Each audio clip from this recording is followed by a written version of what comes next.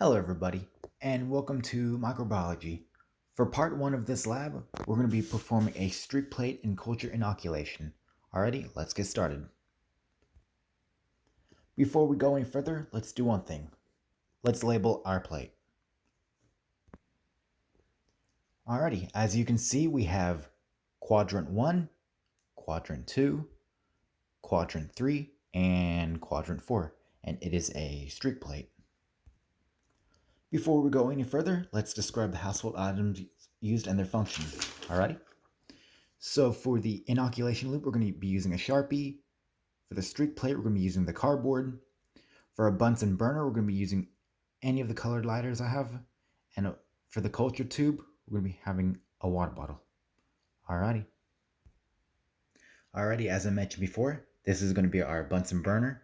There are different ways to turn it, but for this case for the lab, you just have to understand it's going to be the Bunsen burner. There's different.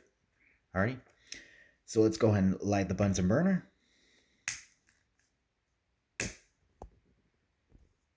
Then we're going to flame the loop first.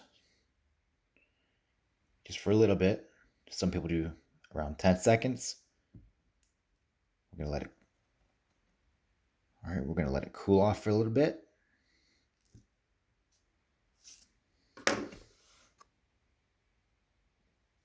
Now we're going to grab onto the test tube. The way it's going to be is like this. Hang on one second. Alrighty, we're going to hold it and take it off like this. And we're going to hold it with the lid in my pinky. We are now going to flame the mouth of the test tube before and after taking a sample. So let's go and do that. This is the before. There you go. Alrighty, so we've already flamed the loop. We're going to stick it into the metaphorical bacterium.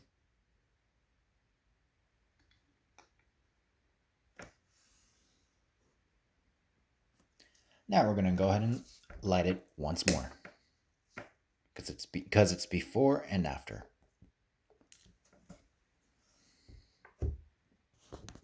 All right, for the understanding of this video, we're going to, you're going to flame the loop and cool between each quadrant. So what I'm about to show you is how to move from each quadrant from one to the other. Okay? All right. Let's get started. There we go.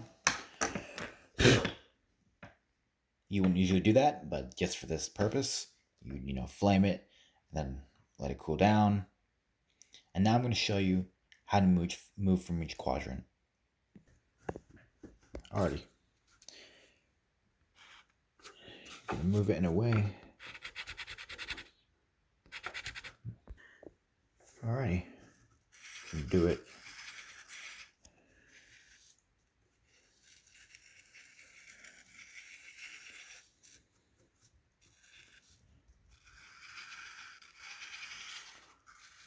Try to keep it in the quadrant.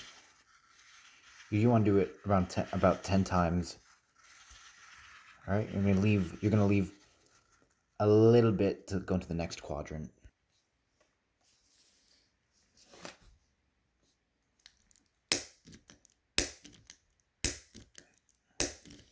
I apologize.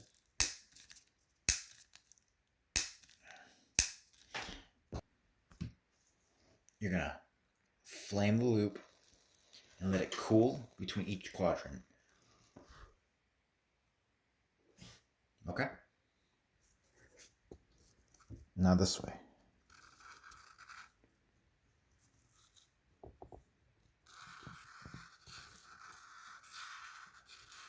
I apologize if I'm not perfect, but I am getting my point across.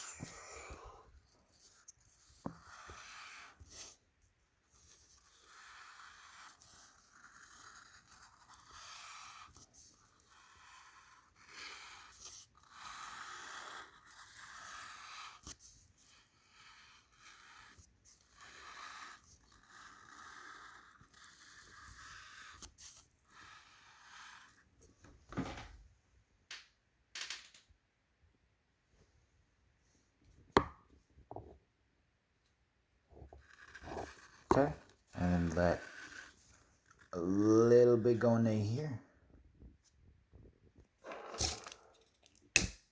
Flame the loop. Let it cool down.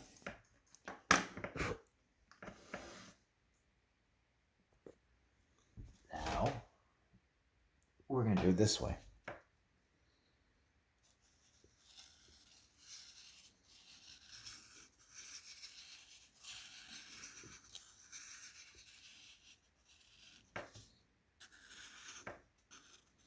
Again, back and forth, back and forth, back and forth. And eventually what you're going to see is this start to happen. You're going to start to see the division of the colonies. Again, over here. Flame the loop. Let it cool down. And about right here is where you're gonna see the division of the colonies. This is where you're gonna start seeing more. You're gonna actually it's gonna look more clear. You really want to do it. You want to do it about 10 times.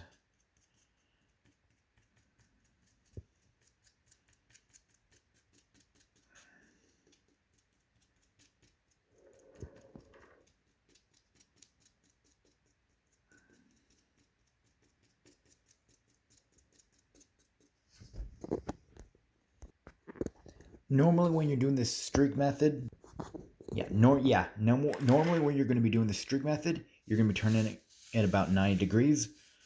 But for the sake of this video, I kept it in one position, but I am letting you know that I am aware of that. Last but not least, flame the inoculation loop. Let it cool down. And to show symbolism, pretend like this Bunsen burner has been on the whole time. We're going to flame the loop, which is what we just did. And then we're done. And then when we're done, we're going to turn off the Bunsen burner. And as you can see, we can see what the correct streaking would be for a streak plate. Also, as a note, the test tube and the bacteria would be on the side out of the way. The reason why we flame before and after is so we can keep sterilization. That is why we do that. Thank you very much for watching, and have a good day.